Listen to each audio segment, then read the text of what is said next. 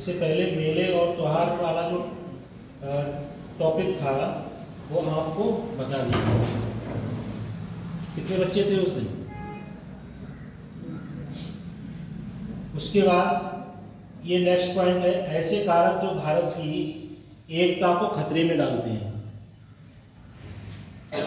जो भारत की एकता है उसमें बढ़ती हुई क्षेत्रीय आकांक्षाएं जो राष्ट्र हित के ऊपर उठकर गृह क्षेत्र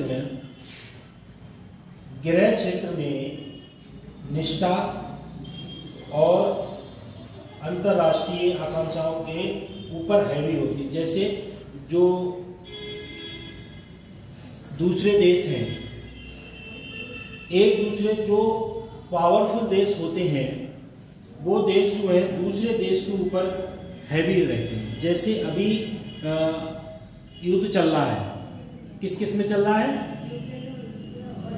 हाँ, तो जो पावरफुल देश हैं वो अपने लिए ज़्यादा क्षमता वाले, पावर वाले, एटॉमिक एनर्जी वाले और परमाणु शक्ति वाले महसूस करते हैं, तो वो दूसरे देशों पे हैवी बने रहते हैं। जैसे अपने देश में, अपना देश जो है यूक्रेन, रसिया वगैरह का जो युद्ध हो रहा है उसमें जो है अपने देश दूसरे देश की सहायता नहीं कर रहा है, पर उसमें अपना अंतर्राष्ट्रीय व्यापार कर रहा है, क्योंकि जो पेट्रोल डीजल है वो दूसरे देशों से हमारे देश में आ रहा है, तो हमारा देश उनसे खरीद रहा है और खरीदने के बाद जो है जिन देशों में युद्ध की स्थिति चल रही है उन देशों में वहां से सामान लेके और दूसरे देशों के लिए सप्लाई कर रहा है। पर उसमें एक रीजन क्या है कि वो जब सामान कोई आयात निर्यात जब करता है तो वो इसलिए करता है कि उसके लिए प्रॉफिट हो।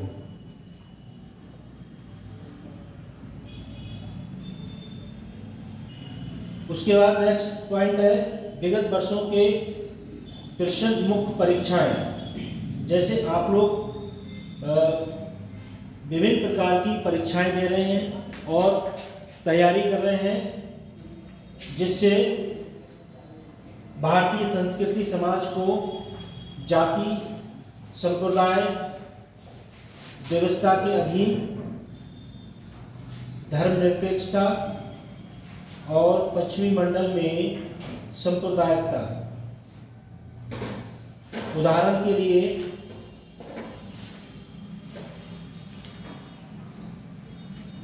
अपेक्षा क्षेत्र में संस्कृति इकाई के निर्माण में कई भाषाओं का गठन हुआ।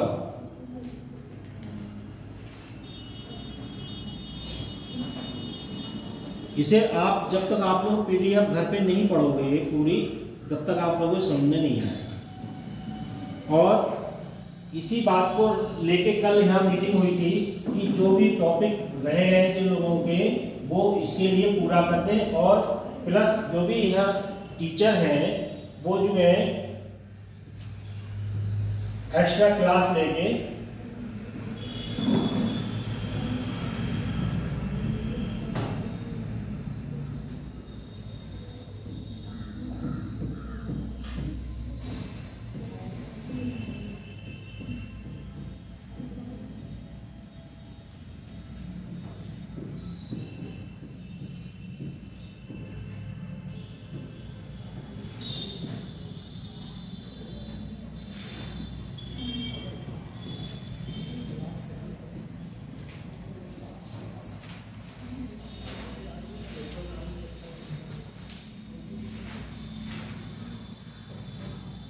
महिला और महिलाओं की जो भूमिका है, संगठन है, वो किस टाइप का है।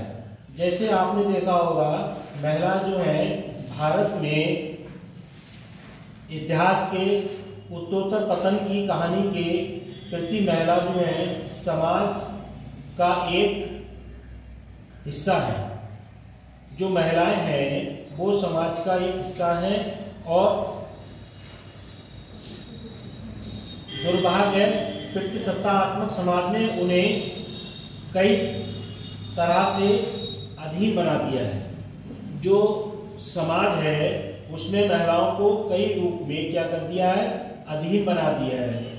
और जो समाज सुधारकों के एक समूह में अभियान चलाया जिसमें महिलाओं की स्थिति को ऊपर उठा के और महिलाओं के लिए तमाम कोशिश के बावजूद महिलाओं के लिए काफ़ी दिक्कतों का सामना करना पड़ रहा है। जैसे अब महिलाओं के लिए कितना % आरक्षण हो गया है बताओ? 33%। महिलाओं के लिए कितना आरक्षण कर दिया है? 33%। और महिलाओं के लिए पढ़ने की सुविधा और एजुकेशन की सुविधा भी लागू कर दी है, जिसमें महिलाओं ने विभिन्न प्रकार के समाज में, शिक्षा में, अन्य समुदायों में भागीदारी ली है।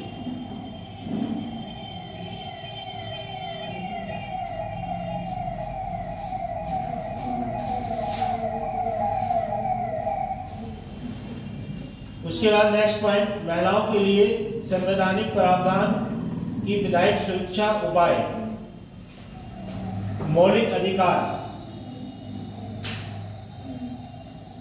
अनुच्छेद 14 महिलाओं के लिए कानूनी कानून के समक्ष समानता प्रदान करना। नंबर 15 सभी किसी राज्य या किसी नागरिक के खिलाफ धर्म, जाति, नस्ल, लिंग, जन्म स्थान या किसी आधार पर भेदभाव नहीं करना। जैसे जो विभाग हैं और जिसमें महिलाएं नौकरी वगैरह कर रही हैं या जॉब कर रही हैं, तो उसमें जो है कोई जाति, धर्म, नस्ल या किसी प्रकार का भेदभाव नहीं करना चाहिए। नंबर 15 में अनुच्छेद 15 के अंतर्गत 3 भाग में महिलाएं जो है बच्चों में कोई विशेष प्रावधान नहीं कर सकती। जैसे अगर कोई बच्चा क्लास में है, उसको किसी प्रकार का कोई भेदभाव नहीं होना चाहिए, चाहे वो किसी जाति, धर्म, किसी संप्रदाय का हो।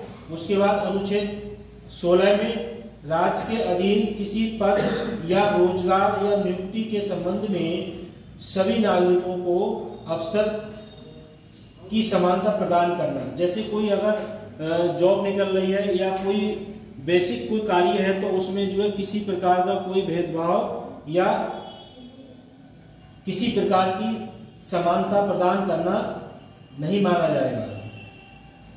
उसके बाद अनुच्छेद 21A में शिक्षा का अधिकार, राइट टू एजुकेशन, 6 से 14 वर्ष की जो बच्चे हैं उनके लिए सरकार ने बेसिक एजुकेशन के रूप में निःशुल्क शिक्षा प्रदान की है, मुफ्त शिक्षा और अनिवार्य की गई है, जिसके साथ सरकार ने बच्चों के लिए खाने की, भोजन की व्यवस्था कर दी गई है। अनुच्छेद 23 में मानव के अवैध व्यापार और जो है उसका बालतम श्रम पर रोक लगाना। जैसे छोटे बच्चे जो 6 से 14 वर्ष के बच्चे हैं, उनकी आयु शिक्षा को पढ़ना है और शिक्षा को लर्न करना है। उन बच्चों के लिए अगर वो किसी कार्यवश वो बच्चे किसी कार्य को करते हैं, तब सरकार ने उस पर रोक लगा दी है कि इनकी एज इस समय पढ़ने की है और व्यक्ति जो है उनसे कार्य करवा रहे हैं।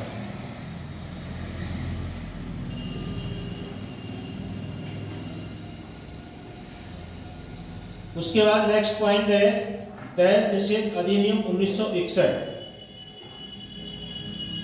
ये दहेज देने या लेने के लिए सजा देना, हालांकि शादी के दौरान दुल्हन या दूल्हे को दिए गए उपहार से छूट देता है।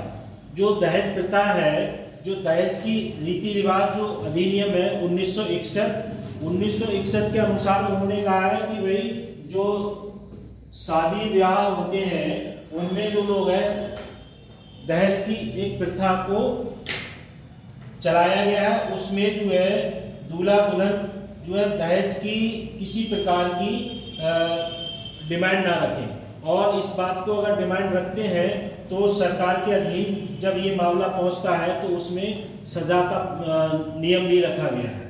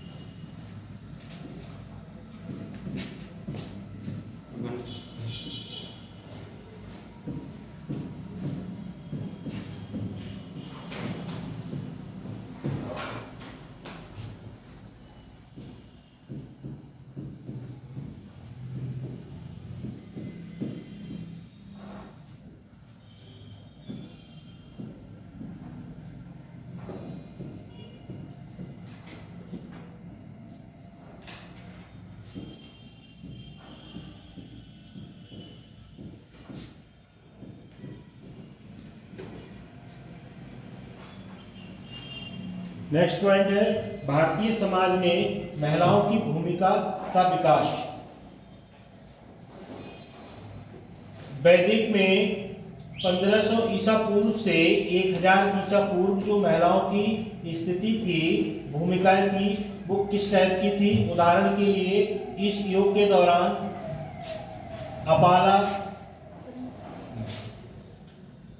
अपाला, विश्वा, घोषा, लोका मुद्रा जैसी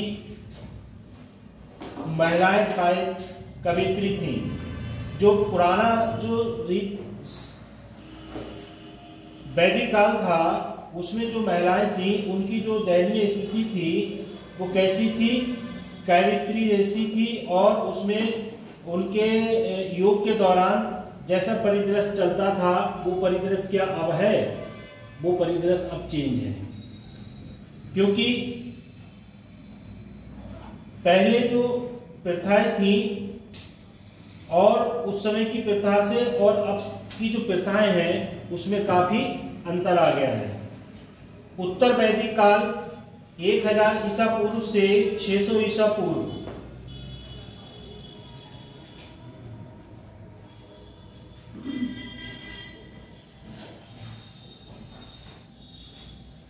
नेक्स्ट पॉइंट है जैन धर्म और बौद्ध धर्म। 600 ईसा पूर्व से 200 ईसा पूर्व बौद्ध दर्शन ने महिलाओं को उदार सम्मानित जीवन जीने के लिए प्रोत्साहित किया। कई महिलाओं ने बौद्ध मठवासी जीवन में अग्रणी भूमिका निभाई। महिलाओं का अपना संघ था जिसे भिक्षुणी संघ कहा जाता है। महिलाओं का एक संघ होता है जो इस टाइप का होता है, जैसे आपने देखा होगा कुछ महिलाएं जो है ऐसे समूह से जुड़ी होती हैं, जैसे किसी सत्संग समूह होता है या कोई ऐसे नॉन एनजीओ संबंधित कोई संगठन होता है जिसमें महिलाओं के देख रेख के लिए महिला सशक्तिकरण, वुमेन एम्पावरमेंट जैसी संस्थाओं को लागू किया जाता है। जैसे आपने देखा होगा कुछ महिलाएं ऐसी हैं जो एक जैसे सीधी भाषा में जैसे संत के रूप में कार्य करती हैं और वो किसी न किसी समाज की होती हैं जिससे वो जुड़ी होती हैं। उनका जो परिवेश है, जैसे एक ड्रेस ले लो, उनकी एक वाइट ड्रेस होगी महिलाओं की, वो उस समुदाय से उस संगठन से जुड़ी होंगी, चाहे वो बौद्ध धर्म का हो या जैन धर्म का हो।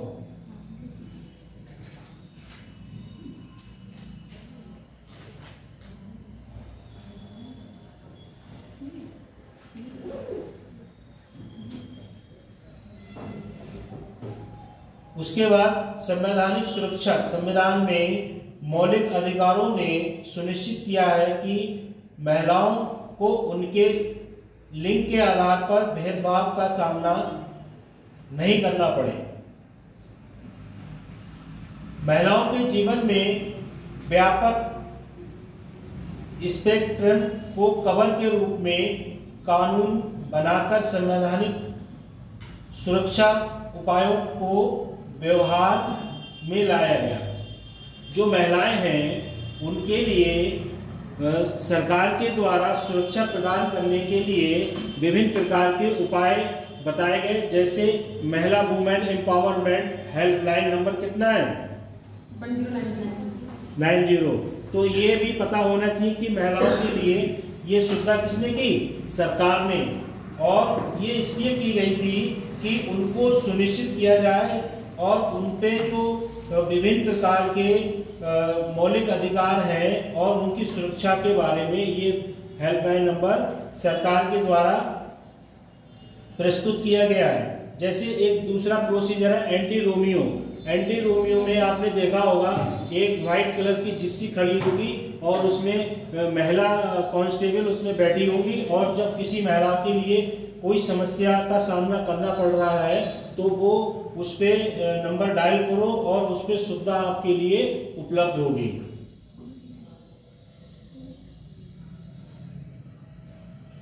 नेक्स्ट पॉइंट है स्वतंत्रता के बाद महिला आंदोलन। जैसे जब आंदोलन हुआ, जैसे 1857 का विद्रोह हुआ था, उसमें महिलाओं का योगदान रहा था। Yes sir. हाँ। हाँ, तो उसमें कौन कौन महिलाएं थी? हाँ, झांसी की रानी थी। और उसके बाद जो राजनीतिक तेलंगाना जो आंदोलन हुआ 1940 में जो आंदोलन हुआ और एक 1951 तक चला। 1940 में शुरू हुआ और 1951 तक चला। कितने साल चला? 5 साल।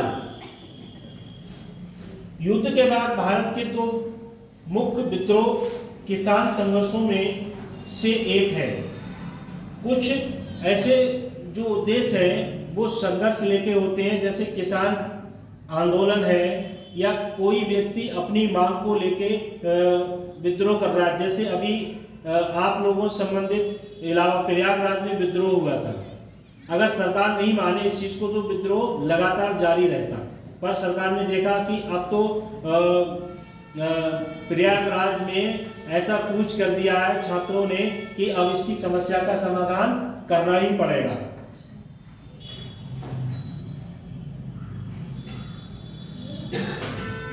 सामाजिक दहेज विरोधी आंदोलन।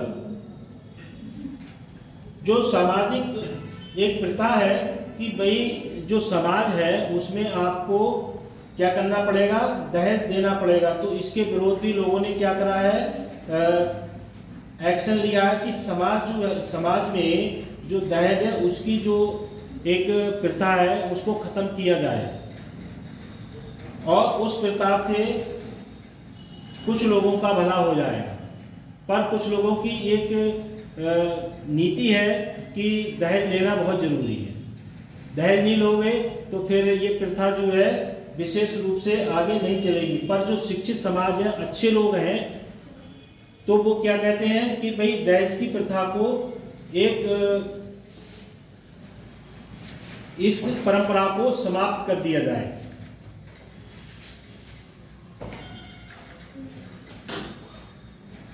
जैसे हम लोग किसी समय जब बीएड कर रहे थे तो एक सर हमें पढ़ाते थे जिनका नाम था सुशील कुमार, और उन्होंने पीएचडी फिलॉसफी से की थी। जब मैरिज तय हुई थी तो उन्होंने लड़की वालों साफ कह दिया, बोले हमें कुछ नहीं चाहिए। तब उन्होंने जो है पूरे क्लास को बताया कि जब मेरी मैरिज हुई थी तो मैंने जो है कि लड़की वाले से कुछ नहीं मांगा। बहुत 100 में मुश्किल से 1-2% ऐसे लोग होते हैं जो इस प्रथा को फॉलो करते हैं, कुछ लोग नहीं करते हैं।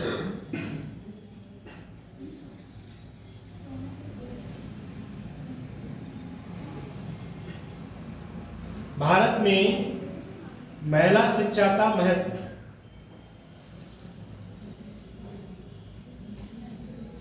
जो भारत देश है इसमें महिलाओं में समाज स्वास्थ्य और कल्याण को बेहतर बनाने के लिए शक्तिशाली उपकरण, जैसे उदाहरण के लिए महिला मानसिक धर्म स्वच्छता, और जो महिलाएं हैं उनकी शिक्षा के लिए, रोजगार से,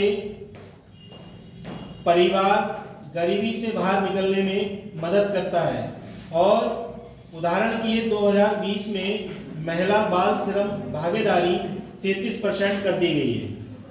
2022 में महिलाओं के लिए 33% भागीदारी कर दी गई है। जैसे इसके एक उदाहरण मैं आपको बता रहा हूँ कि जैसे किसी परिवार में कुछ लोग ज़्यादा पढ़े लिखे होते हैं, कुछ लोग कम पढ़े लिखे होते हैं, पर उनकी जैसे किसी बेटे की शादी किसी पढ़ी लिखी महिला से हो जाती है और उसकी जो घर की स्थिति है वो दयनीय है, पर वो महिला शिक्षित है, तो उस परिवार का जीवन यापन अपनी एजुकेशन के द्वारा बेहतर कर सकती है।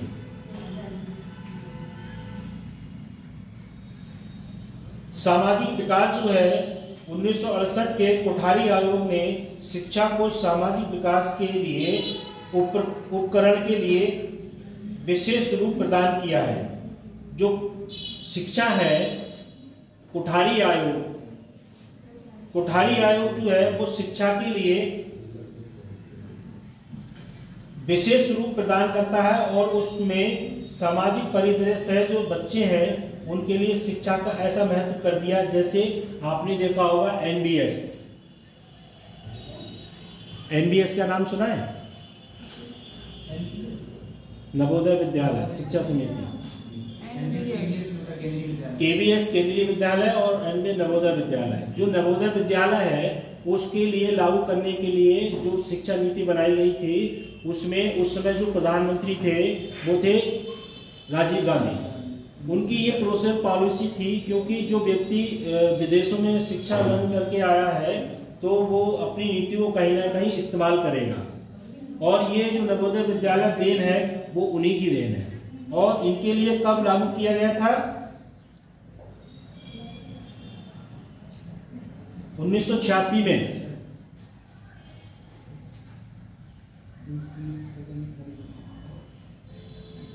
जैसे सेंट्रल गवर्नमेंट के जो स्कीम है केंद्रीय विद्यालय, नवोदय विद्यालय, एकलव्य मॉडल स्कूल, और दूसरों उन्होंने लागू किया है अटल श्रमिक आवासीय विद्यालय और पंडित दीनदयाल उपाध्याय।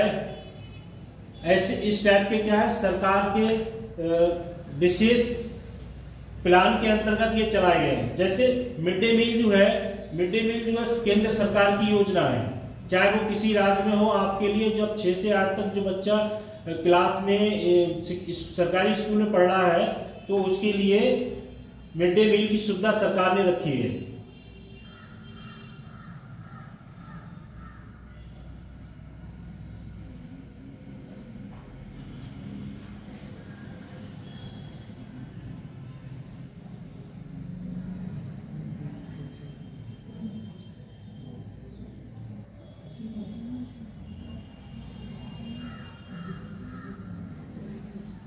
सरकार के द्वारा उठाए गए कदम, जो सरकार है उसके द्वारा उठाए गए कदम, जिसमें उन्होंने एक लोगो स्टार्ट किया है बेटी बचाओ बेटी पढ़ाओ। इसमें विभिन्न प्रकार की 2011 की जनगणना के अनुसार 1000 प्रति लड़कों पर 918 लड़कियां थीं। और ये नारा बेटी बचाओ बेटी पढ़ाओ अभियान 2015 में पेश किया था। इस समय बेटी पढ़ाओ बेटी बचाओ का ब्रांड एम्बेसडर कौन है?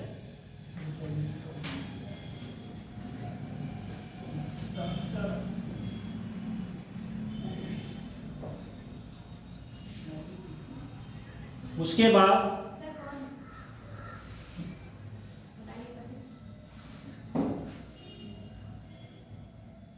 नहीं पता, बताएंगे। तो ऐसी जो जैसे 1 जनवरी 2015 में योजना आयोग का नाम चेंज करके नीति आयोग कर दिया, तो नीति आयोग जो था वो किसके नाम पे था? योजना आयोग का अध्यक्ष कौन होता है? प्रधानमंत्री। और नीति आयोग का अध्यक्ष कौन है? प्रधानमंत्री। और नीति आयोग की जो है और पूरी जानकारी आपको पता रहनी चाहिए। नीति आयोग के अंतर्गत कौन कौन सी नियम और कौन कौन सी योजनाएं उसके अधीन होती हैं। उसके बाद सरकार ने दूसरी योजना लागू की थी, सुकन्या समृद्धि योजना। इसमें माता पिता को पैसे बचाने के लिए बेटी की भविष्य की शिक्षा और शादी की लागत को कवर करने के लिए, निवेश करने के लिए राशि को जमा करना। इसमें जो सुकन्या योजना है, इसके लिए भी सरकार के द्वारा चलाया गया है। उसमें ये कहा गया है कि जो किसी भी व्यक्ति के अगर बेटी का जन्म होता है तो वो अपना एक खाता पोस्ट ऑफिस में खुलवा ले और उस योजना के अंतर्गत उसमें अपना जो भी पैसा, उसकी आर्थिक स्थिति क्या है, अगर 10,000, 5,000, 2,000, 1,000, 500 जितने भी जमा कर सकता है, वो उसकी कैपेसिटी के ऊपर है, उसके पास आमदनी का जरिया क्या है, उसके अकॉर्डिंग वो जमा कर सकता है, जिससे लड़की की शादी, शिक्षा और उसके आगे का जीवन यापन करने के लिए पहले से बजट बना के तैयार रखते हैं। जैसे सपोज करो इतने लोग यहाँ बैठे हुए हैं, एक सीधी भाषा में मैं आपको बता रहा हूँ। जैसे किसी के यहाँ अगर किसी लड़के का जन्म होता है तो व्यक्ति थोड़ा सीना तान के रहता है, और लड़की का जन्म जब हो जाता है तो वो क्या करता है, उसके कंधों पे बोझ आ जाता है। तो वो ये विचारधारा कहता है कि अब मुझे इसकी 18 साल के बाद जब शादी करना है तो इतने पैसे कहाँ से लाऊंगा। तभी तो विभिन्न प्रकार के आपने देखा होगा कि जो सरकार के द्वारा जो जांच केंद्र हैं उन पे सरकार ने प्रतिबंध लगा दिया है।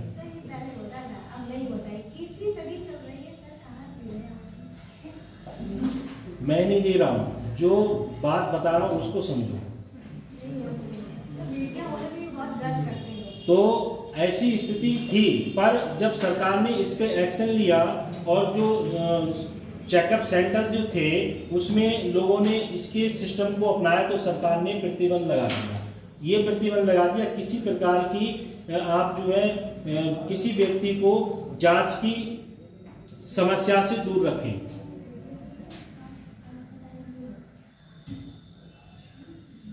उसके बाद कार्य स्तर पर यौन उत्पीड़न,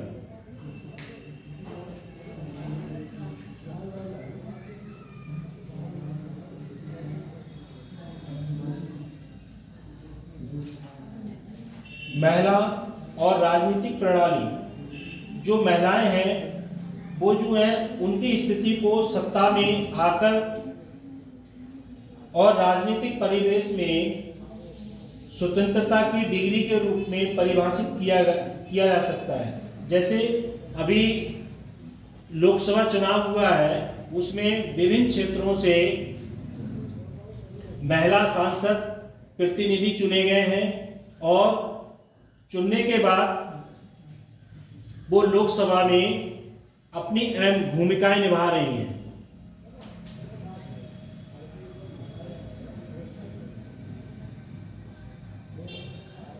भारत का 73वां संविधान संशोधन अधिनियम देश के सभी जमीनी स्तर लोकतांत्रिक संस्थानों में महिलाओं के लिए अध्यक्ष की सीटों पर पदों का आरक्षण कितना कर दिया है, 33%। कौन सा संविधान संशोधन किया है उन्होंने, 73वां। ये पॉइंट आपको पता होना चाहिए। 73वां जो संशोधन किया है उसमें दो महिलाओं के लिए 33% आरक्षण कर दिया गया है।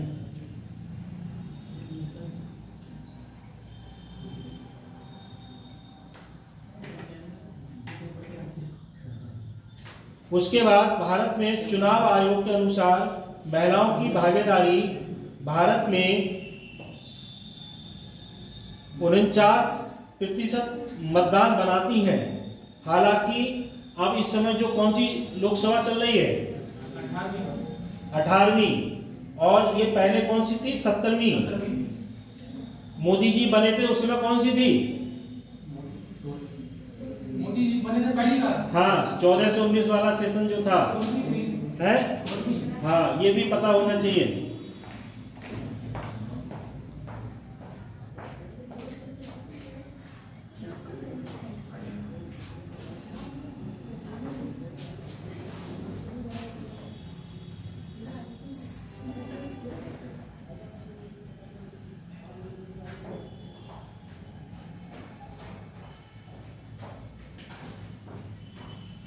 राजनीति में महिलाओं की भागीदारी का महत्व।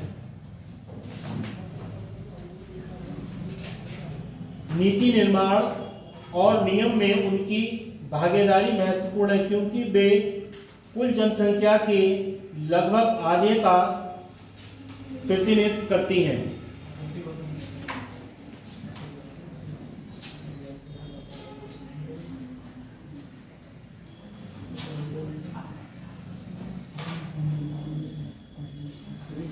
उसके बाद है कम महिलाएं जो प्रतिनिधित्व करती हैं, उनका कारण क्या है कि जो महिलाएं बढ़ चढ़ के हिस्सा नहीं लेती हैं वो उसमें क्या है, जागरूक नहीं है, शिक्षित नहीं है। उसका रीजन क्या है कि जैसे आपने देखा होगा हमारे देश में पहले जो MP MLA बनते थे वो अंगूठा टेक बन जाते थे, उन्हें लोकसभा राज्यसभा में बोलने का जो प्रोसीजर था वो ज़्यादा बेहतर नहीं था।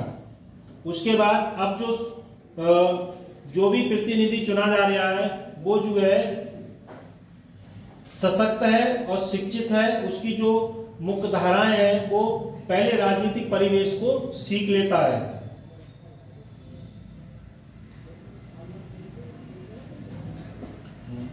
सरकार की पहल महिला आरक्षण विधेयक 2008 में भारत की संसद में निचले सदन लोकसभा और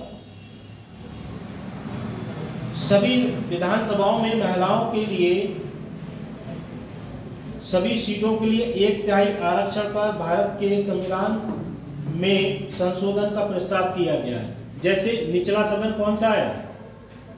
निम्न सदन। एक होता है निम्न सदन, एक होता है छोटा, एक होता है बड़ा। तो छोटा सदन कौन सा है और बड़ा सदन कौन सा है, जिसे निचला और उच्च सदन बोलते हैं। 2 सदन होते हैं, ठीक है।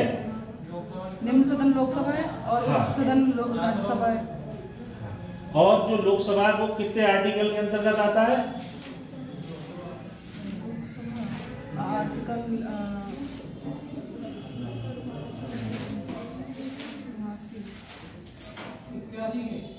बोल, वो राज्यसभा है।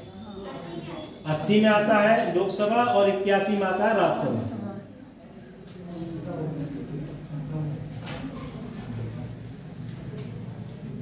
पंचायती राज संस्थानों में महिलाओं के आरक्षण के लिए अनुच्छेद 243D में रखा गया है और उनमें जो कुल सीटें हैं उनके लिए 1/3 आरक्षण अनिवार्य कर दिया गया है पंचायत में। जैसे जो पंचायती चुनाव होते हैं जिससे सरपंच ग्राम प्रधान बनते हैं, उसमें क्या होता है 1/3 बहुमत के रूप में जैसे कोई व्यक्ति है तो उसमें मौका महिलाओं के लिए भी दिया जाता है। आपने देखा कुछ ग्राम जो होते हैं, ग्राम सभा जिन्हें गांव बोलते हैं, उनमें कुछ महिलाएं ग्राम प्रधान के पद पर चयनित होती हैं, इलेक्शन लड़ती हैं। जब शादी हो जाए तो अपनी बीवी को खड़ा कर देना। किसमें खड़ा करोगे, जिला पंचायत में या ग्राम सभा में? हाँ, अरे मम्मी खड़ी भी थी ना, जीत गई। नहीं काफी बार हार गई, पिछली बार हार गई। अच्छा, इस बार गांव वालों की सेवा नहीं की होगी। कोई बात नहीं।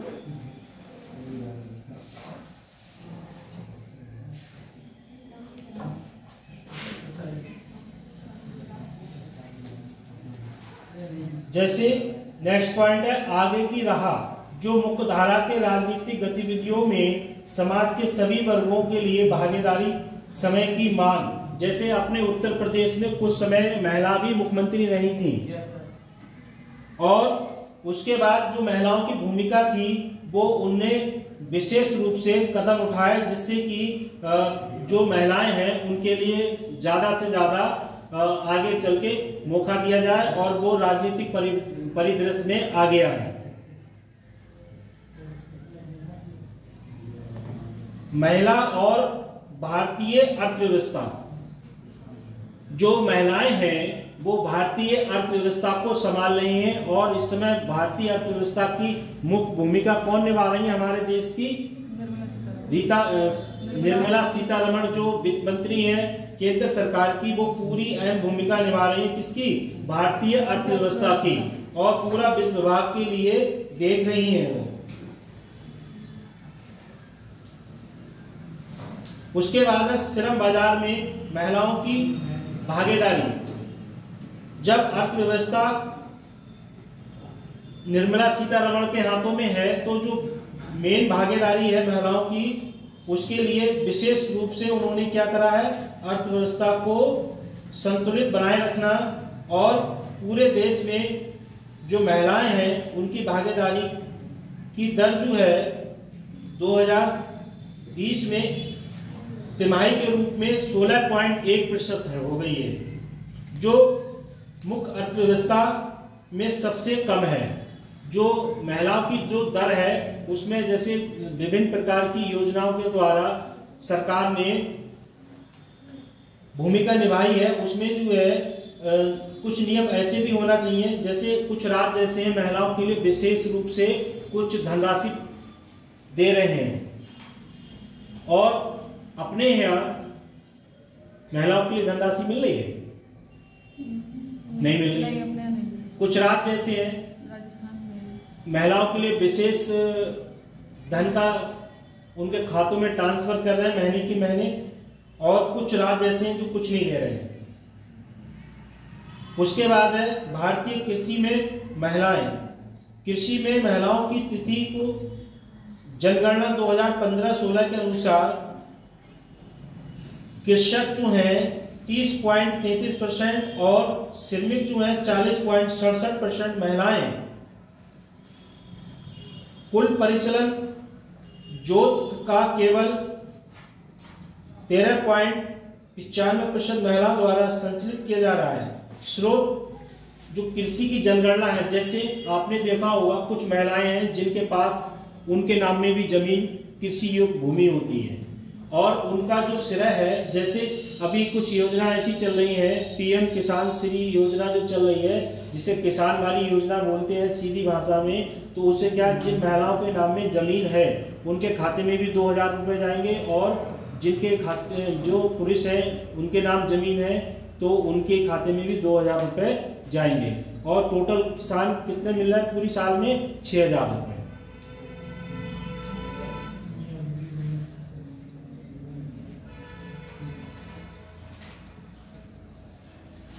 सरकारी पहल महिला किसान सशक्तिकरण परियोजनाएं।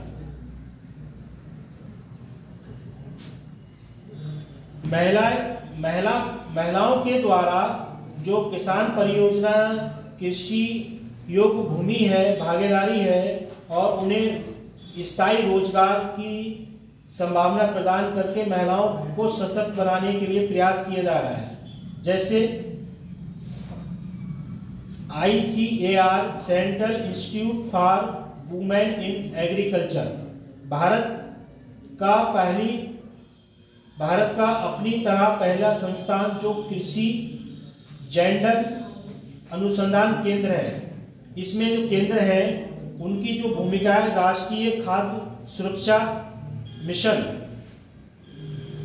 और राष्ट्रीय तिलहन ऑयल पंप मिशन, ये योजना जो है विभिन्न प्रकार, जैसे आप लोगों को कृषि योग्य उत्पादन करते हैं तो जो आप खेती में जो कृषि के योग्य फसल का उत्पादन होता है तो जितना अपने सेवन के लिए रोक लिया जाता है, बकाया जो उत्पादन होता है वो बेच दिया जाता है, तो वो सरकार के हाथों या किसी व्यापारी के हाथ बेच दिया जाता है। तो वो क्या व्यापारी क्या करता है, वो बड़े स्तर पर सरकार के हाथ बेच देता है।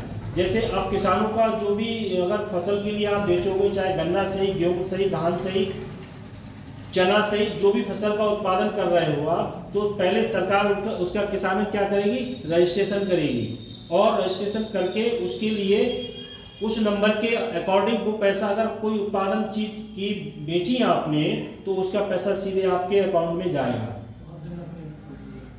अब पहले क्या था, वो किसी बीच के व्यक्ति के हाथों बेची जाती थी, अब सीधे सरकार ने ऐसा नियम निकाला है जिससे कि वो किसान के खाते में जाए, क्योंकि जो बीच का व्यक्ति था वो किसान तक पैसे पहुंचने में आधे पैसे उसके लिए क्या करते था, ब्लैक मार देता था। और अभी ऐसा ही होता है, सरकारी केंद्र खुलाने पर कई महीने लग जाते पैसा आने में और किसान को तो पैसा नहीं होता है। जब किसान के लिए पूरी बात की जानकारी नहीं है तो समस्या आएगी नहीं। जैसे सपोज करो, मैं आपको एक उदाहरण बता रहा हूँ। जैसे सुनो, एक मिनट सुनो। जैसे आप लोग पहले 6, 7, 8, 9 में पढ़े होंगे तो स्कॉलरशिप से छात्रवृत्ति कहते हैं, वो सीधे पहले कुछ समय पहले बच्चे के हाथ में मिलती थी, ठीक। उसके बाद जो है वो नियम ऐसा हो गया कि जैसे प्रधान है, हेड मास्टर है या कोई उसका बिचौलिया है, वो क्या करता था, 350 रुपये 300 रुपये आते थे और बीच में से बच्चे के हाथ में 200 रुपये पकड़ा दिए, बोले अब तुम्हारे इतने ही आए थे, ठीक। जब सरकार को देखो फीडबैक हम ही आप देते हैं सरकार के लिए, और सरकार ने जब देखा कि ये स्थिति चल रही है तो सरकार ने क्या करा, ऑनलाइन फार्म कराया और सीधे उसके खाते में ट्रांजैक्शन हो जाएगा। अब खाते से थोड़ी कोई पैसा ले लेगा, पर ये नियम हर जगह है। कुछ लोग इस कार्य को करते हैं, पर ऐसा नहीं होना चाहिए।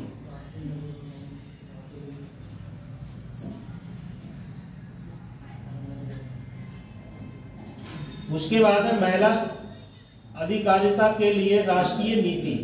जो सरकार है उसने महिलाओं के लिए एक राष्ट्रीय नीति तैयार की है। उसमें जो है सकारात्मक आर्थिक और सामाजिक नीतियों को तैयार किया है, जिससे महिला और मजबूत और सामाजिक नीतियों के माध्यम से अपनी क्षमता तक पहुंचने की अनुमति दे।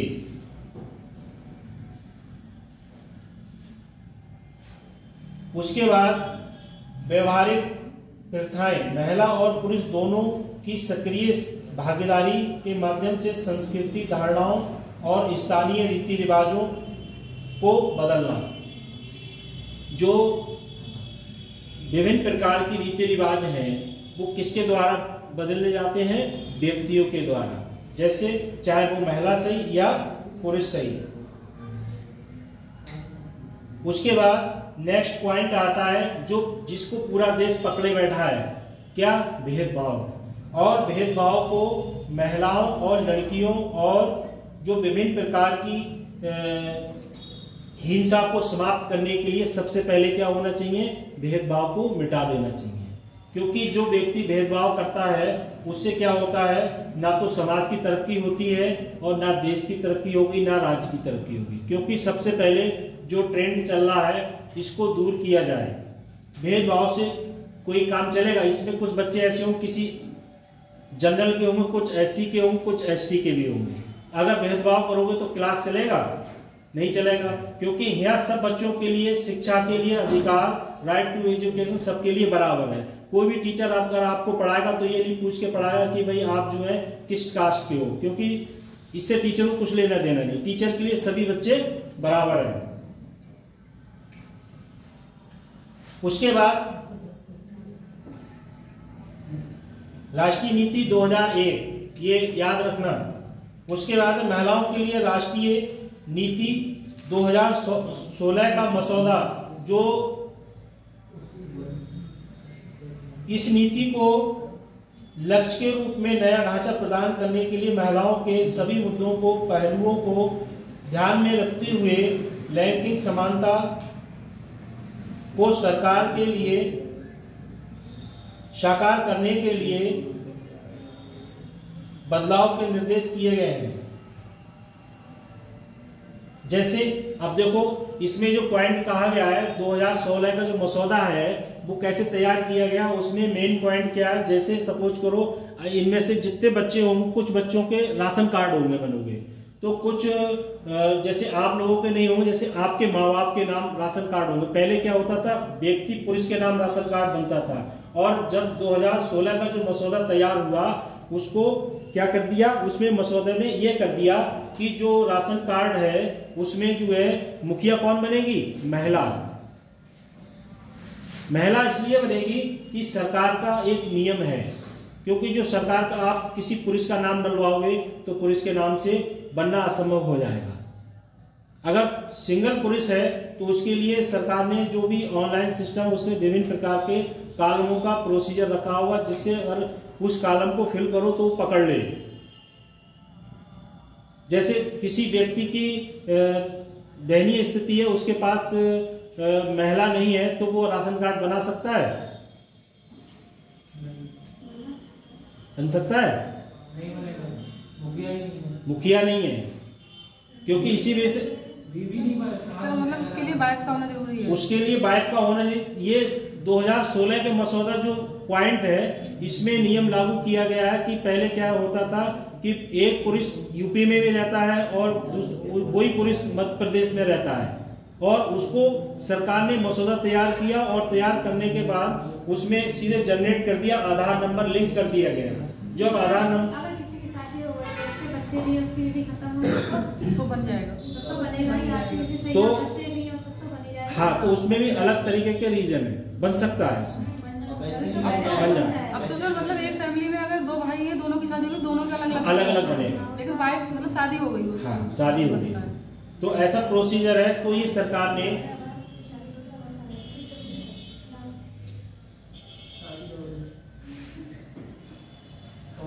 ये विभिन्न प्रकार की परिदृश्य है, और एक नियम सरकार ने और लागू किया है, शायद आप लोगों को जानकारी होना चाहिए। जैसे कोई व्यक्ति हैंडीकैप है, पीडब्ल्यूडी के अंतर्गत आता है, तो सरकार ने नियम निकाला, उसके लिए सरकारी आवास मिलने की स्कीम में लागू किया गया है। ठीक है, चाहे उसका हाथ पैर, उसके पास प्रमाण पत्र होना चाहिए डिसेबिलिटी का, उसके लिए सरकार एक सरकारी आवास देगी, पर उसके पात्र होना चाहिए। जेने को अगर हैंडीकैप है और उसकी बिल्डिंग बनी है 5 मंजिल, तो उसे सरकारी आवास नहीं मिलेगा। वो गरीबी स्थिति में हो, झुग्गी झोपड़ी में रहता हो, और उसकी अगर दीवारें भी पक्की हैं, ऊपर लिंटर नहीं पड़ा है, तो वो गरीबी रेखा के अंतर्गत आएगा। और दीवारें बनी हुई पक्की हैं और लिंटर पड़ा है, तो वो गरीबी रेखा के अंतर्गत नहीं आएगा।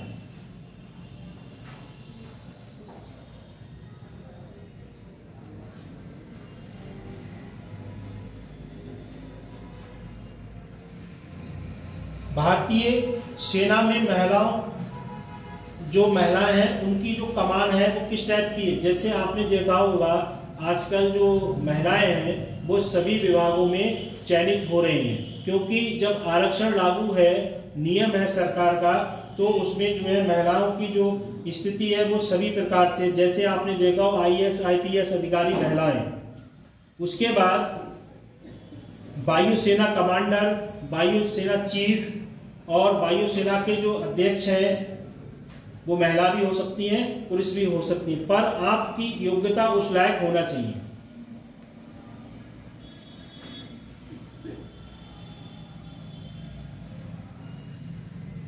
महिला विकास के लिए दृष्टिकोण पंचवर्षीय योजनाओं में महिला विकास, जो पंचवर्षीय योजनाएं हैं, जैसे 5 साल चलने वाली योजनाएं, जैसे सपोज करो ग्राम प्रधान मेंबर, ग्राम प्रधान, जिला पंचायत सदस्य, क्षेत्र पंचायत सदस्य और जनप्रतिनिधि जैसे MLA MP, ये 5 वर्ष के लिए क्या होते हैं? चयनित होते हैं। और 5 वर्ष के बाद अगर जनता के प्रति उन्होंने काम बढ़िया किया है, सबकी बात सुनी है, तो जनता ने उनकी जय जयकार को स्वीकार किया है, और 5 साल बाद फिर से वो दोबारा रिपीट हो जाएंगे। उसके बाद जो नारा चल रहा है कि 2024 में, तो वो जो है वो रिपीट हो जाता है कि अगर कार्य सही है आपका, तो जनता आपके लिए लाइक करती है, और 5 साल में अगर आपका कार्य बढ़िया नहीं रहा तो जनता आपको नकार देती है, जिसमें नकारात्मक सकारात्मक 2 प्रकार की विचारधाराएं होती हैं। अगर कोई जनप्रतिनिधि बन गया और बनने के बाद दिल्ली और लखनऊ में बैठा है, जनता के प्रति नहीं आया, तो जनता कहेगी विधायक जी तो कभी क्षेत्र में देखे ही नहीं, या MLA साहब मतलब MP देखे ही नहीं, तो क्या जनता उन्हें दोबारा वोट देगी? नहीं देगी, क्योंकि आपकी जो कार्य क्षमता है, कार्य करा, अगर आपको कोई कार्य पड़ता है, आपके पास ना 2000-3000 होंगे और ना दिल्ली जा पाओगे, और फिर दिल्ली जाने के बाद ना आपसे MP मिलेंगे, क्योंकि वहां जाने के लिए आपके पास समय होना चाहिए, पैसा होना चाहिए, प्लस गेट पे अगर आपकी एंट्री होगी तो मुलाकात हो जाएगी, और एंट्री नहीं हुई तो गेट के बाहर भटकते रहोगे। ऐसी स्थिति होती है। और जब एक बार आप किसी जनप्रतिनिधि से आपकी मुलाकात नहीं हो रही, आपका कार्य नहीं करा, तो आप उनके लिए अपने मत का प्रयोग नहीं करोगे।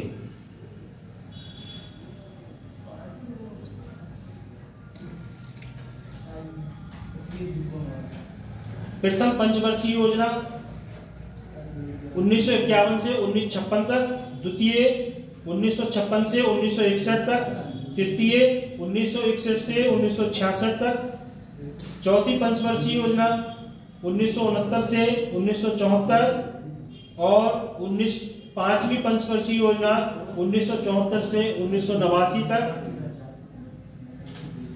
उसके बाद छठी पंचवर्षीय योजना 1980 से 1985 तक। 7वीं पंचवर्षीय योजना 1985 से 1990 तक और 8वीं 1992 से 1997 तक, 1997 से 2000 तक और 2000 से 2007 तक, 2007 से 12 तक। 7 से 12 तक किसका शासनकाल था? उत्तर प्रदेश में 7 से 12 मायावती का था और 12 से 17 तक अखिलेश का और 17 के बाद बाबा जी रिपीट हो गए और 27 में भी लग रहा है रिपीट ही हो जाएंगे, क्योंकि अगर कार्य अच्छा रहेगा तो आप लोग जिस जगह बैठे हो, सपोज की आपने जब इंटर में पढ़ते हो आपने सपोज की कि हम ऐसी जगह फ्री में कोचिंग पढ़ेंगे, नहीं की थी, तो वो देन किसकी है? और आपके यहाँ से कुछ बच्चे पुलिस में चयनित हुए? नहीं सर, अरे नहीं, अखिलेश वाली छोड़ो, इस समय की बात करो। इस समय कितने बच्चे चयनित हुए हैं आपके यहाँ से? एक तो पता है सर, अपने में क्लासेस इसमें शायद और बच्चे हुए हैं। अपने में नहीं, पूरी कोचिंग सेंटर में 8-10 बच्चे सेलेक्ट हुए हैं। कल जब हम लोगों की यहाँ मीटिंग हुई थी तो उसमें बताया गया था 8-9 बच्चों की सूची है, एक बच्चा और कल पता लगी, एक बच्चा और सेलेक्ट हो गया है। तो आप लोग भी उस लाइन में लगे हो, आप लोग भी उसी लाइन में लगे हो, प्रयास जारी रखो और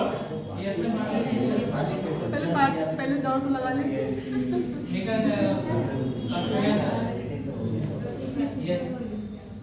कितना दौड़ लेते हो?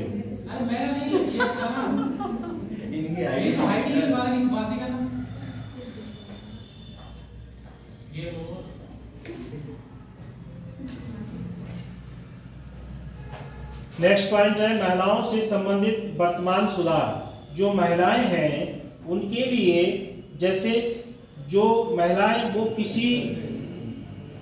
किसी सामाजिक परिवेश में या सरकारी संस्थान में अगर वो जॉब कर रही हैं और उनका जो मानसिक धर्म व्यवस्था है, स्वास्थ्य सही नहीं है, उनके लिए क्या करा है सरकार ने? एक विधेयक लागू किया है। उस विधेयक में उन महिलाओं के लिए छुट्टी का समाधान करा गया है। और ये विधेयक जो है 2022 के दौरान छुट्टी के लिए किया गया है।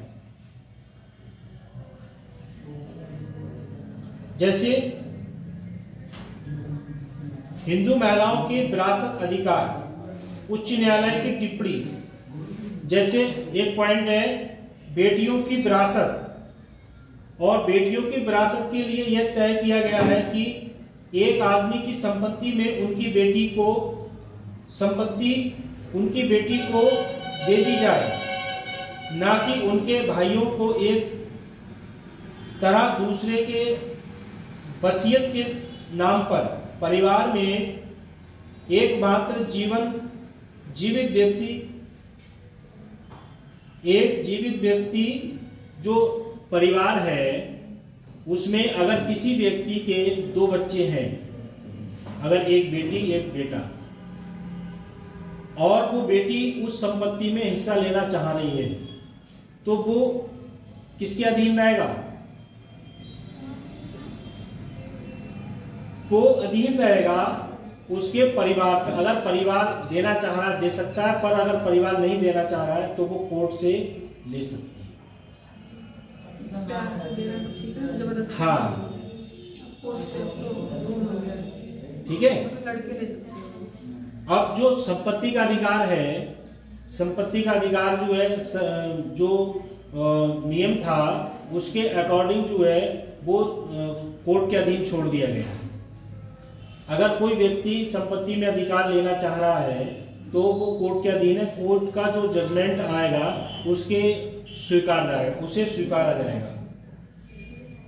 और जो संपत्ति है उसमें बेटियों की जो वसीयत है उसको भी सम्मिलित किया जा सकता है, पर अगर स्थिति सही है तो। अगर दयनीय स्थिति है तो उस स्थिति को अपने विवेक के अनुसार किया जाएगा।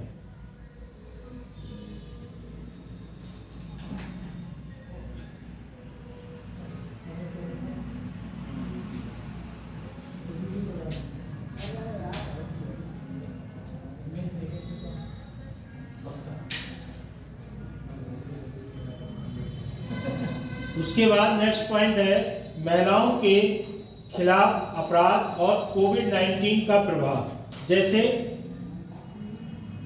रोजगार के अवसर संबंधी चिंताओं ने पुरुष की तुलना में महिलाओं को अधिक प्रभावित किया है। महामारी से कारित लोगों ने केवल 24% महिला थी, लेकिन नौकरी गंवाने वालों में 28% थी। जो कोविड में लोगों की मृत्यु हो गई और कोविड में चुनाव हुआ था, कौन सा, प्रधानी का, उसमें जिन लोगों की ड्यूटी थी उसमें महिला पुरुष सभी लोग थे। और उसके साथ साथ कुछ लोगों की ड्यूटी के समय में जैसे ड्यूटी गए और ड्यूटी जाने के बाद या आने के बाद या रास्ते में उनकी मृत्यु हो गई। और मृत्यु होने के बाद जो है अगर पुरुष है तो उसकी जो गारंटर है जिससे कहते हैं नॉमिनी में जो व्यक्ति है उसके लिए वो सुविधा प्रदान की गई है। जैसे सपोज करो कि अब पहले क्या होता था, पहले सिस्टम था कि जो सेवा पुस्तिका है, जिस विभाग में आप जॉब कर रहे हैं उसमें एक सेवा पुस्तिका थी, जिस पुस्तिका से वो व्यक्ति के जितने परिवार के लोग हैं जो उस परिवार से ज्वाइंट हैं और जो व्यक्ति सेवा दे रहा है उसके बीवी बच्चे हैं, उनका सबका उस पुस्तिका में नाम होगा। पर अब सरकार ने एक कर दिया है मानव संपदा पोर्टल, उस पोर्टल पे ई पुस्तिका को लॉन्च किया गया है। जैसे अगर वो पुस्तिका एक बार नेट पे चढ़ गई और चढ़ने के बाद उसमें जिन लोगों का नाम सम्मिलित हो गया है वही व्यक्ति उस चीज के पात्र माने जाएंगे। पहले क्या होता था कि हाथ वाला सिस्टम था तो हटो बचो वहां हो जाती थी, पर अब ये सिस्टम को नहीं कर पाओगे, हटो बचो नहीं हो पाएगी।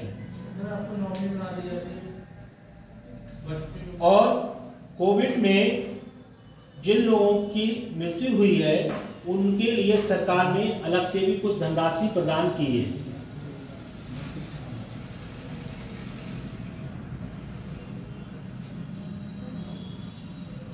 उसके बाद भारत में जनसंख्या का परिचय और इतिहास। ऋग्वेद से पता चलता है कि भारत ने 800 से 600 ईसा पूर्व के दौरान अपनी जनसंख्या गणना को बनाया था। और कौटिल्य जो थे उन्होंने कौन सी पुस्तक लिखी थी, अर्थशास्त्र। और अर्थशास्त्र के अनुसार उन्होंने जनसंख्या गणना के बारे में प्रक्रियाओं की गहनता से व्याख्या की। और जनसंख्या का नियम किसने दिया था, मालथस ने। उसके बाद कौटिल्य जो थे उन्होंने इसकी क्या की थी, पूर्ण विस्तार से व्याख्या की थी। और मध्ययुगीन काल में प्रशासनिक रिपोर्ट आईने ए अकबरी किसका था, आईने ए अकबरी किसका था,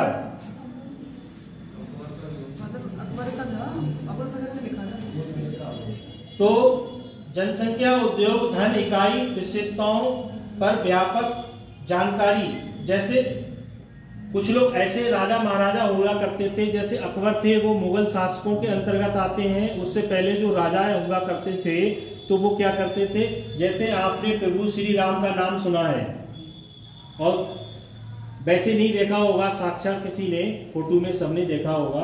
और जो अभी उनकी अयोध्या प्रयागराज में मूर्ति स्थापित की गई थी, तो उसमें राम नाम का जो शब्द है, रामायण उसी से, उन्हीं के आधार पर बनाई गई है। जैसे महाभारत किनके परिवेश से बनाई गई है, पांडवों और कौरवों के लिए। ऐसे ही जो राजा होता है या शासक होता है तो वो एक अपनी आत्मकथा के बारे में बता देता है कि अगर जब मेरी मृत्यु हो तो मेरी एक आत्मकथा इस नाम से बना देना। ऐसी अकबर जो थे, उन्होंने अकबर का जो मकबरा था वो कहाँ था, आगरा में। और काबुल में किसका था, बाबर का। तो ऐसे शासक हुए जिन्होंने विभिन्न प्रकार की अपनी ग्रंथों के बारे में कह दिया था कि जैसे मैं अगर मेरी मृत्यु हो जाती है तो उस ग्रंथ के बारे में आप विस्तार से लोगों के लिए बताएंगे और चर्चा करेंगे। आधुनिक युग की पहली जनगणना 1972 में हुई थी। सबसे पहले जनगणना कब हुई थी, 1972 में।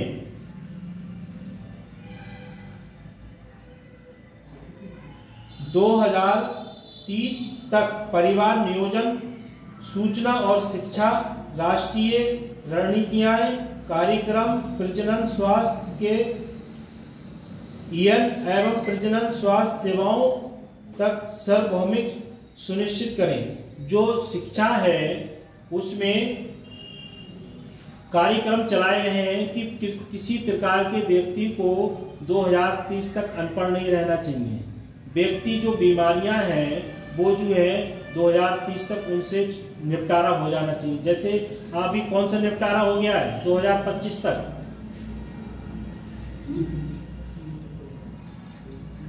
2025 तक 24 तक कौन सी बीमारी का छुटकारा हो गया है, 25 तक फाइनल हो जाएगी वो, टीबी। और दूसरा कौन सा, पल्स पोलियो भी समाप्त हो चुका है।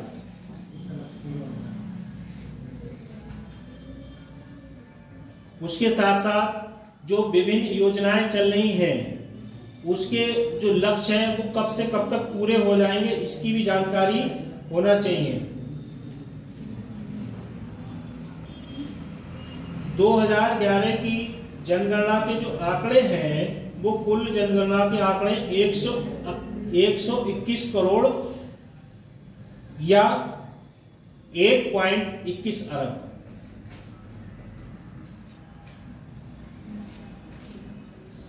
जनसंख्या घनत्व जो है 382 प्रति वर्ग किलोमीटर।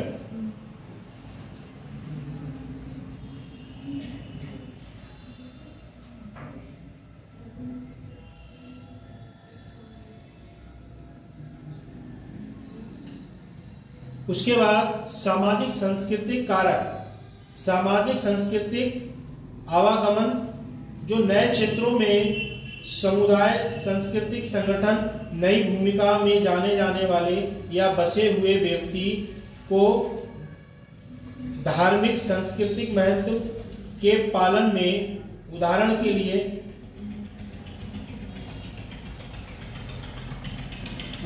लिए जो कटरा है, कटरा इसमें दिया गया। कटरा कहाँ है, जम्मू कश्मीर में, JNK।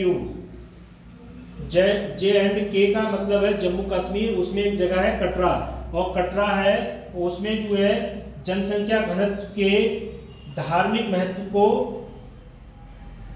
के कारण बड़ा है। कुछ जगह ऐसी हैं जम्मू कश्मीर में जहाँ हिंदू धर्म के लोग ज्यादा मात्रा में परिवेश करते हैं, और कुछ जगह ऐसी हैं जहाँ इस्लाम धर्म के मानने वालों ज्यादा हैं।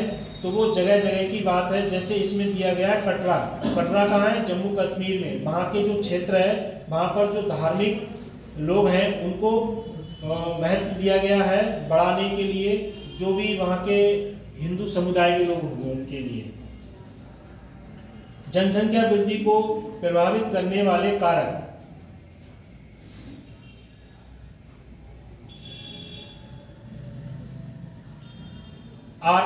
आर्थिक व्यवस्था, कृषि, जनसंख्या वृद्धि में औद्योगिकीकरण और उदाहरण के लिए नाइजीरिया, पाकिस्तान, अफगानिस्तान आदि।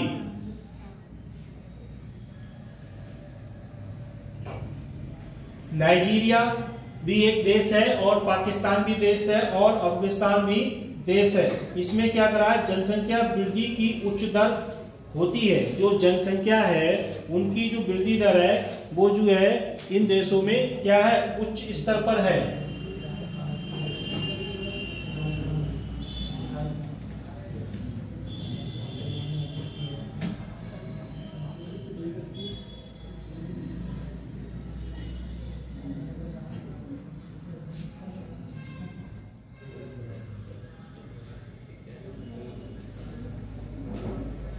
नेक्स्ट पॉइंट है राष्ट्रीय जनसंख्या नीति। जो राष्ट्रीय जनसंख्या नीति है 2020 में शुरू की गई, प्रजनन स्वास्थ्य सेवाएं तक पहुंचने वाले नागरिकों को स्वैच्छिक सूचित समिति पर आधारित। जो सन 2000 में जो राष्ट्रीय जनसंख्या नीति थी उसमें बच्चों की देखभाल और जो महिलाएं थी उनकी जो स्थिति थी वो दयनीय थी। और उसके बाद जो गर्भ निरोधक संबंधित जानकारी थी उसमें जो है सरकार के प्रति विभिन्न प्रकार की देखभाल के जो साधन थे वो विशेष रूप से उपलब्ध नहीं थे। और यही कारण था कि जो राष्ट्रीय ग्रामीण आजीविका मिशन योजना है उसके अंतर्गत जो महिलाएं हैं उनके अगर किसी समय समस्या अगर होती है तो उसके लिए सरकार ने उनके नंबर डायल करने के लिए 200, 102 और 108 एम्बुलेंस जो है उसके लिए उन्होंने जो महिलाएं थी उसके लिए सरकार के द्वारा एम्बुलेंस सेवा उपलब्ध की गई है। जैसे सपोज करो अब से 98-99 के समय में जो ग्रामीण क्षेत्र थे उसमें महिलाएं जो थी जब उनका प्रवास मतलब बच्चे को जन्म देने का जब समय होता था तो जो ग्रामीण क्षेत्र की महिलाएं थी, चरण सिंह बात मत करो,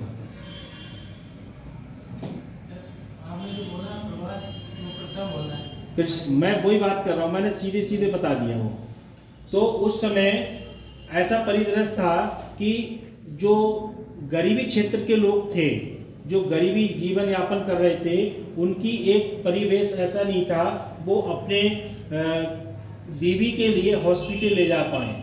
और हॉस्पिटल ले जाने के लिए पैसा चाहिए और पैसा अगर व्यक्ति को नहीं है तो वो सीधे फार्मूला अपनाते थे कि जैसे क्षेत्र जो अपने मोहल्ले की जो महिलाएं थी उनके द्वारा उस समस्या का समाधान किया जाए। पर जब किसी समय 1997 में जब बहन जी की सरकार आई थी, उन्होंने देखा जो महिलाएं हैं उनकी स्थिति बहुत दयनीय है, तब उन्होंने क्या करा, ये एम्बुलेंस सुविधा को लागू किया। और जो आपने देखा होगा कि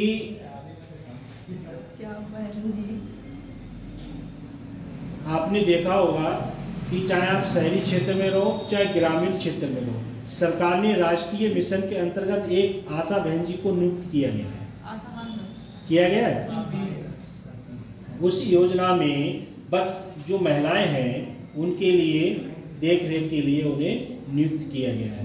तो जब सरकार थी उस समय तो जो महिलाओं की दयनीय स्थिति थी, आप लोग शायद उस समय बहुत छोटे होंगे, तो जो महिलाओं का जो उस समय था उसमें महिलाओं के लिए बहुत परेशानी का सामना करना पड़ता था। कुछ महिलाएं ऐसी थीं कि उनकी स्थिति दयनीय थी, उनकी मृत्यु भी हो जाती थी।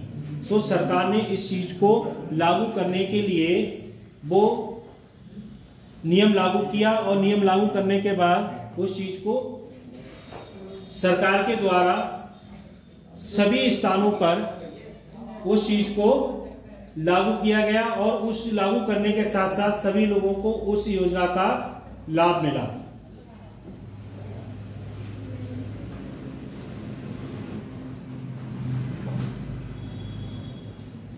नीतियों की महत्वपूर्ण विशेषताएं जो अपूर्ण स्वास्थ्य देखभाल बुनियादी ढांचे में स्वास्थ्य कर्मियों के द्वारा निरंतर देखरेख में और उनके मध्य 2010 में TFR के प्रस्थान पर 2.0 तक बढ़ा, जिससे 2045 तक एक स्थिर जनसंख्या प्राप्त करना।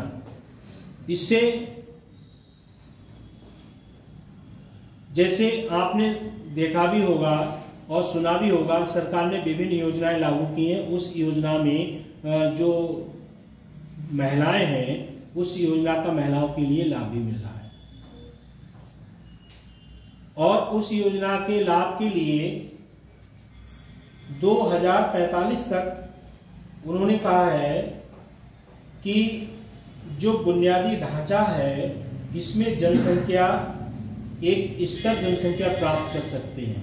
जैसे पहले का जो परिवेश था वो ऐसा था, एक व्यक्ति के अनेक बच्चे होते थे, और अब क्या है, अब जो है जो जीवन स्तर है वो बहुत महंगा हो गया है। एक दो बच्चों को पालना ही बहुत करनी बात हो गई है।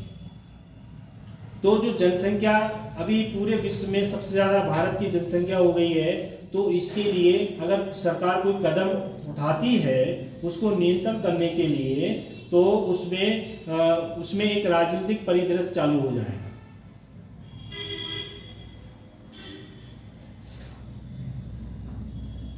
उसके बाद है युवाओं पर आधारित लक्ष्य। 14 वर्ष की आयु तक स्कूली शिक्षा को निःशुल्क और अनिवार्य। लड़कियों की शादी की उम्र 18 साल से खासकर 18 साल रखी गई है, और लड़कों की 21 साल।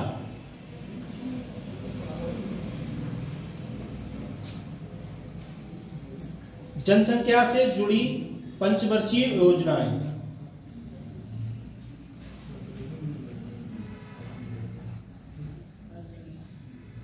प्रथम पंचवर्षीय योजना कब लागू हुई थी?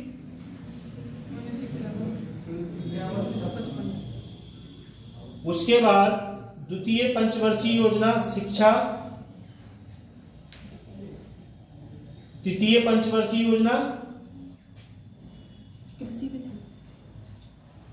उसके बाद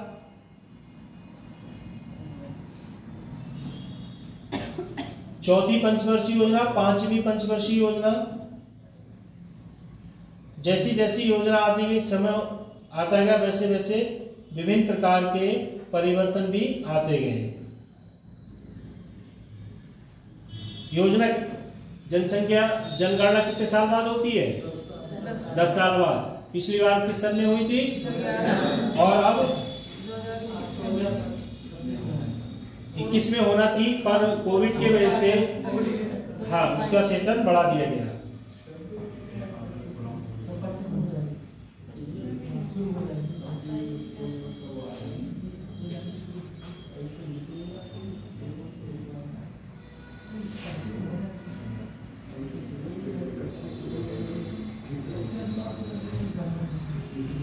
नेक्स्ट पॉइंट है गरीबी से संबंधित संवैधानिक प्रावधान। जो प्रस्तावना है वो सामाजिक न्याय सुनिश्चित करना, व्यक्ति की गरिमा सुनिश्चित करना। उसके बाद अनुच्छेद 16 के अधीन कार्यालय में रोजगार या नियुक्ति से संबंधित मामलों में सभी नागरिकों के लिए अवसर प्रदान करना। जैसे अब क्या है, अब सिस्टम आ गया है ऑनलाइन वाला, और पहले अब से लगभग 2015 के आसपास था, जो व्यक्ति हाई स्कूल इंटर कर लेता था वो श्रम रोजगार ऑफिस में अपना क्या कराता था, रजिस्ट्रेशन कराता था, पंजीकरण कराता था। और अब क्या है, अब आप एक बार किसी परीक्षा को दोगे, उसके बाद उसको संभाल के रखें, और उस पर एक बार रजिस्ट्रेशन हो गया, दोबारा रजिस्ट्रेशन जब कराएंगे तो वो पुराने वाले सिस्टम से ही हो जाएगा। उसके बाद अनुच्छेद 17 में मौलिक अधिकार। मौलिक अधिकार में सामाजिक आर्थिक प्रोफाइल का नया एक सामाजिक क्रम स्थापित करना चाहता है।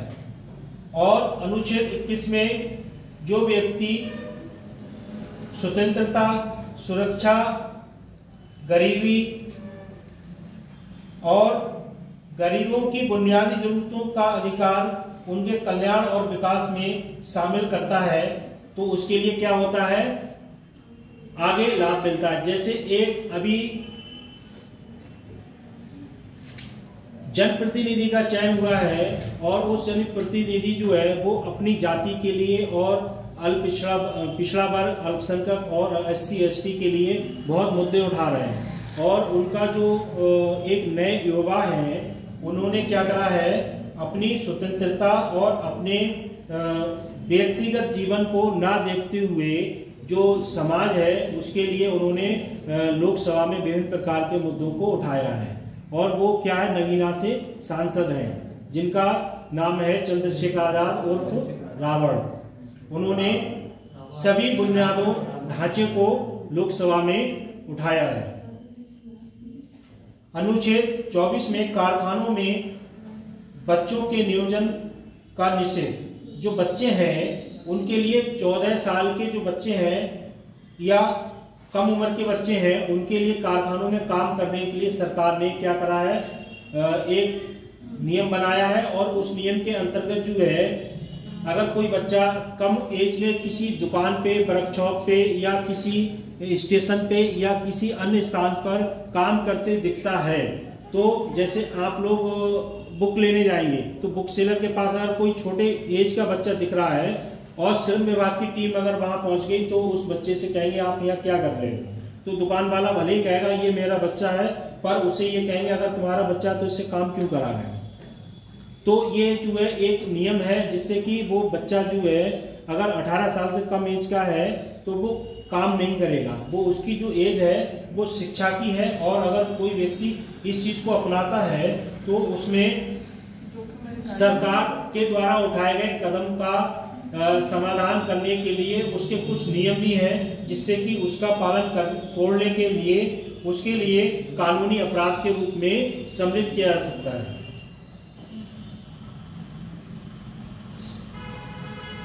नेक्स्ट पॉइंट है शहरी गरीबी।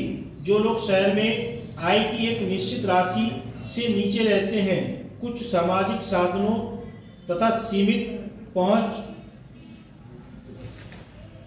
स्थिति को शहरी गरीबी रूप में जाना जाता है। जैसे सपोज करो शहर में सभी लोग अमीर नहीं होते हैं, शहर में सभी लोग अमीर नहीं होते हैं, शहर में ज्यादातर लोग सही स्थिति के होते हैं और अमीर रेखा में वही लोग आते हैं जो गरीबी रेखा से ऊपर और अमीरी रेखा से भी ऊपर होते हैं, जो करोड़पति अरबपति कहला जाते हैं। जो निम्न श्रेणी के लोग हैं वो शहर में क्या करते हैं, अपने जीवन यापन करने के लिए दिनचर्या को अपनाते हैं। उस दिनचर्या से आना जाना, खाना पीना और रोज का उनका जो कार्य है उससे पैसे का अपने कार्य के द्वारा अपने डेली मेहनत मजदूरी करके अपने परिवार का जीवन यापन कर सकते हैं। जैसे शहर में हर व्यक्ति पैसे वाला नहीं होता है और ना ही उसके पास अपना मकान होता है। शहर में भी ऐसे लोग हैं जिनके पास खुद का मकान अभी भी नहीं है और शहर में रहते हैं। तो ये स्थिति क्या है कि जैसे कोई व्यक्ति अगर किसी परिवेश में ऐसी स्थिति आ रही है जो उसका खुद का भी मकान नहीं है, तो उसके लिए सरकार ने योजना निकाली है शहरी आवास योजना या ग्रामीण आवास योजना। और उसके बाद जो 2007 से 12 तक सेशन चला था मायावती जी का, तो उसमें एक योजना निकाली गई थी काशीराम आवास योजना, जिससे कि गरीब लोग जो हैं उसमें जाके बच सकें। क्योंकि जो झुग्गी झोपड़ी वाले लोग हैं वो गरीबी रेखा से नीचे हैं, जिनके पास खुद का मकान नहीं है, तो सरकार ने उनके लिए सबसे बेहतर योजना निकाली काशीराम आवास योजना, जिसमें वो लोग जाके रहने लगे।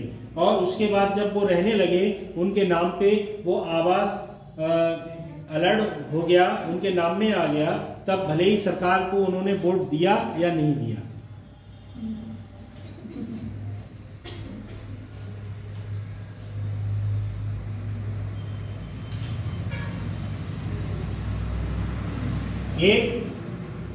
इसमें एक पॉइंट आता है रंगराजन समिति 2012 के अनुसार जो तुलना की गई ग्रामीण क्षेत्रों में जनसंख्या जो थी 19% से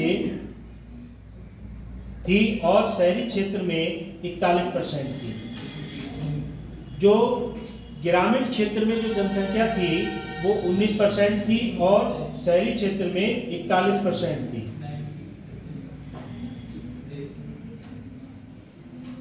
अब जैसे रंगराजन समिति जो थी 1912 में, अगर इसमें ही आपसे पूछ लिया जाए रंगराजन समिति कब लागू की गई थी और उसमें जो ग्रामीण क्षेत्र था उसमें कितने परसेंट थे और जो शहरी क्षेत्र था उसमें कितने परसेंट जनसंख्या थी, कितने परसेंट की आबादी थी।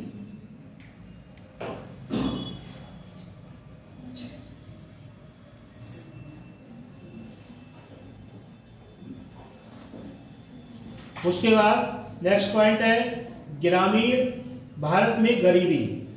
आपने देखा होगा कि सबसे ज्यादा जो ग्रामीण क्षेत्र के लोग होते हैं उनके पास गरीबी की मात्रा ज्यादा होती है। रीजन क्या होता है? रीजन ये है कि वो इतने जागरूक नहीं है, डेवलप नहीं है, उनका जो परिवेश है वो उच्च स्तर पे जाने के लिए उनके अंदर खुद इतना पैसा नहीं है और भूमि धारक नहीं है, उनके पास खुद की इतनी प्रॉपर्टी नहीं, जमीन नहीं है जो वो अच्छे से अपना जीवन यापन कर सकें और मजदूरी कर कर कारीगरी करके शिल्पकार, जैसे शिल्पकार का मतलब ये है कि जैसे आप लोगों ने कुम्हार लोग देखे हैं जो मिट्टी के बर्तन बनाते हैं, वो क्या करते हैं अपनी स्वयं का मिट्टी लाके किसी चीज को बनाते हैं, किसी प्रोडक्ट को बनाते हैं और बनाने के बाद उसके लिए वो पकाते हैं और पकाने के बाद वो उस प्रोडक्ट चाहे वो छोटा हो या बड़ा हो उसको बनाने के बाद वो क्या करते हैं ग्रामीण क्षेत्र में, शहरी क्षेत्र में उस चीज को बेचते हैं। जब बेचने के बाद जो पैसा उन्हें मिलता है उससे ही अपना जीवन यापन करते हैं। जैसे ये एक हो गई शिल्पकार की। दूसरा है कारीगर जैसे राजमिस्त्री, कोई साइकिल मिस्त्री या कोई मैकेनिक मिस्त्री, या फिर दूसरा एक मिस्त्री और होता था, जैसे आप लोग को समझ जाओगे, जैसे आपने देखा होगा कोई बच्चा इस कास्ट का हो तो बुरा मत मानना, कि जैसे आपने देखा हो ग्रामीण क्षेत्र में पहले भुर्जी बिरादर एक होती थी, जिससे तो उसको क्या करते थे वो लोग, जैसे आपने देखा हो ज्यादातर बच्चे यहाँ हिंदू समुदाय के हैं, तो वो बच्चे जैसे आपने देखा हो दीपावली पे जो खीले परमल बनाते हैं, ठीक है, तो वो भुर्जी बिरादर के लोग उस चीज का उत्पादन करते हैं, वो बनाते हैं और उससे क्या करते हैं वो अपनी जीवनचर्या को आगे बढ़ाते हैं। और उसके बाद जैसे विभिन्न प्रकार के जो खाने वाले पदार्थ आते हैं वो उसका भी प्रोडक्ट बनाने के बाद उसको लॉन्च करते हैं। जैसे एक पहले छोटा सा चलता था पापड़, इतना छोटा होता था और उसके बाद वो भुर्जी उस बाहर में डालते थे, बनाते थे उसको और थैली में पैक करके मार्केट में बेचते थे। उससे क्या करते थे वो अपनी जीवन यापन करने के लिए उससे पैसा मिलता था और पैसे से अपने जीवन या परिवार को पालते थे। नहीं, भुर्जी बिरादर अलग होती है, कुम्हार होते हैं जो मिट्टी के बर्तन बनाते हैं और भुर्जी होते हैं देखो। अब मैं आप लोगों से ये कहना चाहूंगा कि अब है मॉडर्न जमाना, अब हर व्यक्ति अपनी कास्ट के आगे ऐसा लोगो लगाना चाहता है कि मैं जैसे हाईलाइट हो जाऊं, ठीक है, चाहे वो किसी जाति धर्म का व्यक्ति से, क्योंकि जो सक्सेना होते हैं, सक्सेना कास्ट होते हैं, सक्सेना जो बिरादर होती है वो कास्ट बिरादर होती है और जो भुर्जी होते हैं वो भी सक्सेना लगाने लगे हैं और वो योद्धवंशी भी लगाने लगे हैं। हाँ, तो जैसे जैसे बिरादर आती जा रही है, ट्रेंड आता रहा है, जो लोग शिक्षित हैं वो किताबों में से एक लोगो ढूंढ लेते हैं कि मैं अपने नाम के आगे ये लगाऊं और लगाने के बाद वो जब आप उसको देखेंगे तो लोग कहेंगे अरे ये कौन सा नाम है।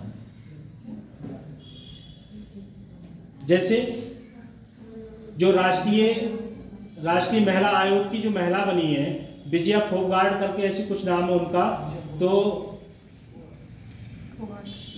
फोगाट नहीं है, ऐसी करके है नाम, विजया फोगाट करके कुछ नाम है उनका। तो ऐसे ऐसे नाम के ट्रेंड हैं जिन्हें सुन के लगता है कि ये कैसा नाम है।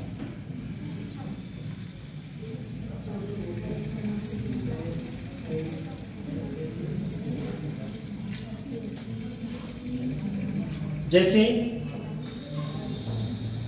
हो गई बातें, हो गई पूरी। हाँ, आपसे कह रहा हूं, मैं बच्चों को हंसाना भी अच्छी तरीके से जानता हूँ, नहीं रुलाना, और बच्चों को समझाना। बात कर रहे थे हम SC ST की, ठीक है। चलो जो बात हो गई उससे ज़्यादा दिमाग में मत लेना, वो तो एक बेसिक बात है। बात कर रहे थे SC ST की, तो SC ST का मतलब ये है कि जैसे पहले आपने देखा होगा कि जो SC ST के लोग हैं उनका एक बेसिक काम था। जैसे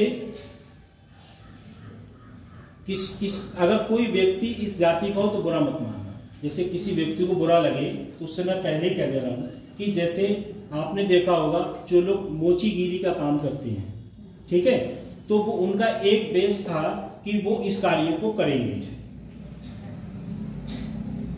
वो SC में आ गया।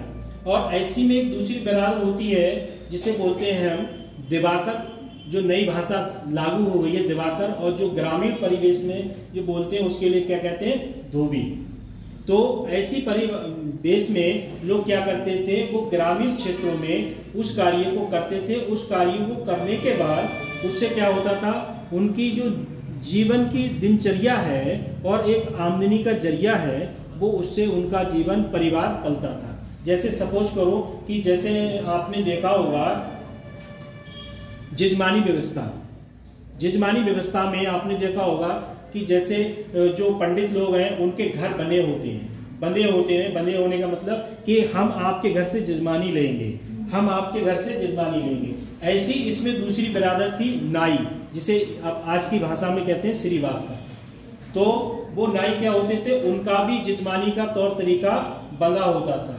और वो ग्रामीण क्षेत्र में या शहरी क्षेत्र में कहीं भी चले जाओ तो उनका एक क्षेत्र सीमित होता था कि इस क्षेत्र से इस क्षेत्र तक इनकी ये जजमानी व्यवस्था है, ठीक है।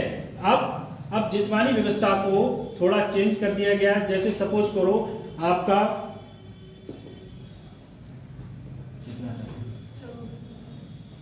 1 मिनट और लूंगा मैं आपका, कि आपसे ज्यादा मुझे भी बहुत जल्दी है।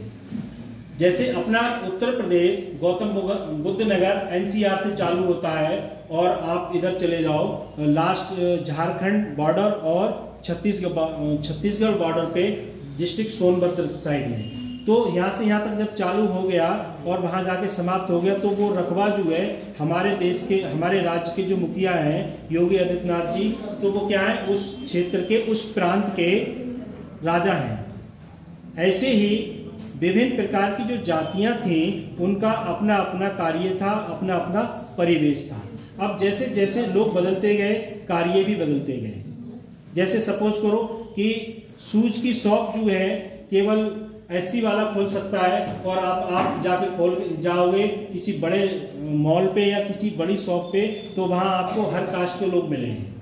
क्योंकि अब जो है किसी कार्य को एक व्यक्ति के अंदर फिक्स नहीं है, ये व्यक्ति यही कार्य करेगा।